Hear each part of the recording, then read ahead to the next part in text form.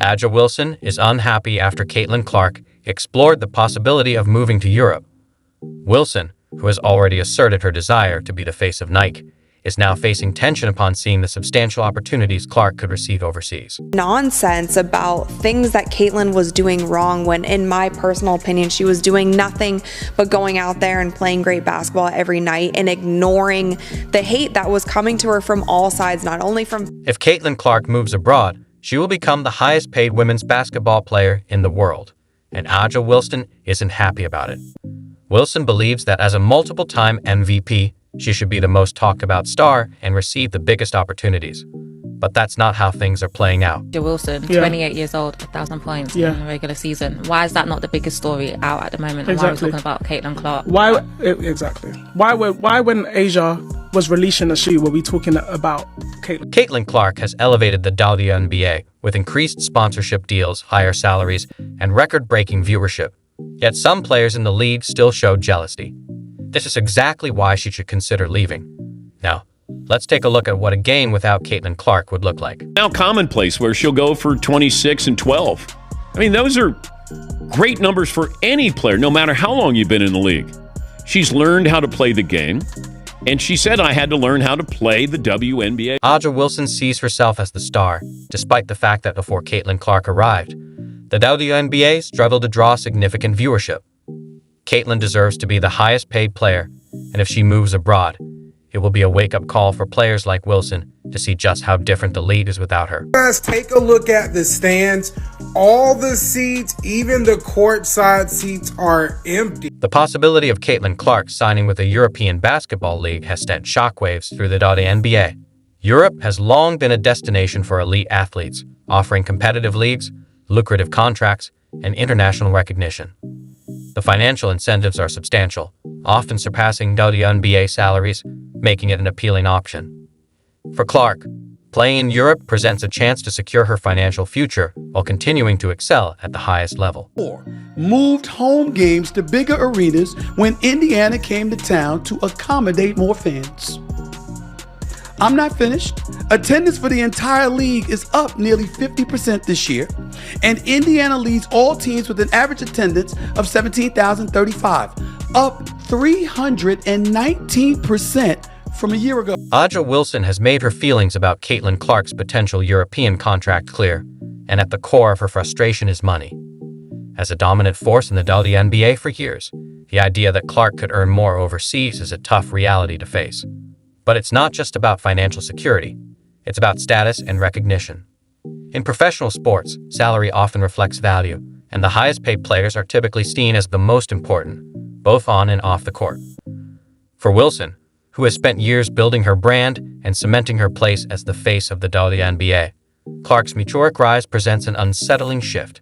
The prospect of being overshadowed by a new star, one who could redefine what it means to be the league's most valuable player, makes this moment particularly difficult for her to accept. Went from being one of the most loved teams in the WNBA to being riddled with so much drama this season. Aja Wilson was under fire last week for the privileged comment that she made to Kelsey Plum. But it's not just about the money.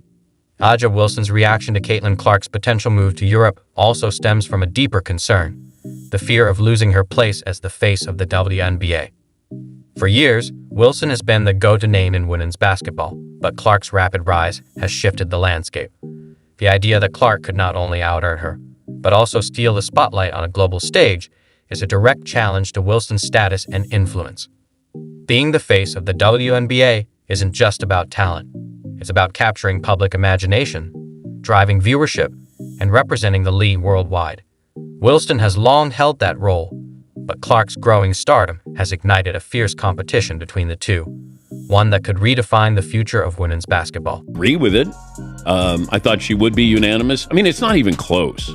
Because I said the most important person in the league is Caitlin Clark and should be a top 5, if not, it should have been a top 3 MVP. For Aja Wilson, it's not just about being the best player. It's about staying relevant in a rapidly shifting landscape where Caitlin Clark's name is becoming synonymous with the future of women's basketball. One of the most striking differences between the two is how fans perceive them. Clark has quickly built a massive and loyal following, with supporters rallying behind her both on and off the court. Her strong social media presence and ability to draw record-breaking viewership have solidified her as the league's biggest attraction. Meanwhile, despite years of dominance, Wilson has struggled to generate the same level of admiration or fan engagement. So why has Clark been able to capture fans so effortlessly, while Wilson struggles to maintain the same level of attention? Part of it comes down to the excitement of new talent. Fans are naturally drawn to the next big thing. Clark's entry into the WNBA has provided a fresh, compelling narrative, positioning her as the future of the sport. Wilson, despite her consistent excellence, now faces the challenge of fighting against the perception that she represents the league's past rather than its future. You're supposed to be the MVP and you only got one win out of that series.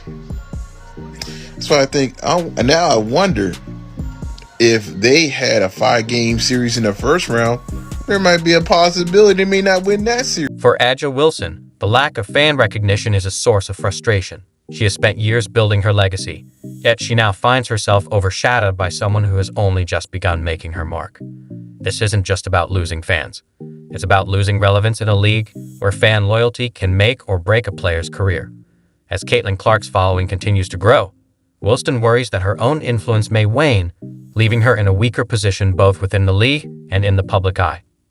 Winning MVP should have solidified Wilson as the face of the WNBA, but instead, she's watching as Clark takes over the spotlight. What makes Clark's rise even more intriguing is the league's apparent reluctance to fully embrace her, despite everything she has done to elevate women's basketball. Clark has brought unprecedented viewership, increased sponsorships, and even helped push for long-overdue improvements, such as chartered flights for players. Yet, instead of being universally celebrated, she has faced resistance from within the league. Why would the WNBA, an organization that should be uplifting its stars, treat Clark this way? Part of the answer lies in the nature of change. Clark represents a new era of players, one that challenges the status quo.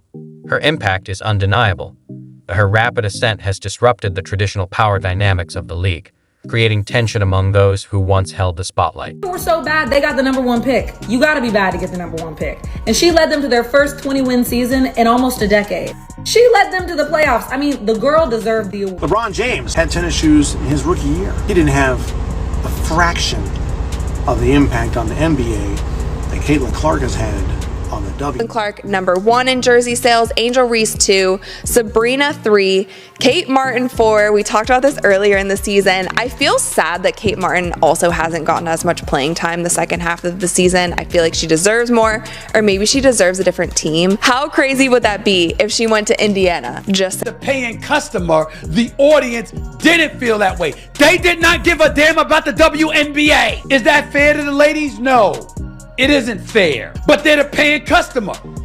You don't tell them what they want, they tell you what they want. And they really were not feeling the WNBA to the degree that they're feeling the WNBA now, obviously because of Caitlin Clark.